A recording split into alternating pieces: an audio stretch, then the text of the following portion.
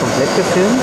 Also der macht jetzt, ich sag einfach mal so eine Fläche, dann fräst der nachher so eine Preistasche da rein und vorne noch Gewinde drauf. Und dann wiederholt sich das wieder. Dann kommt wieder diese Fläche,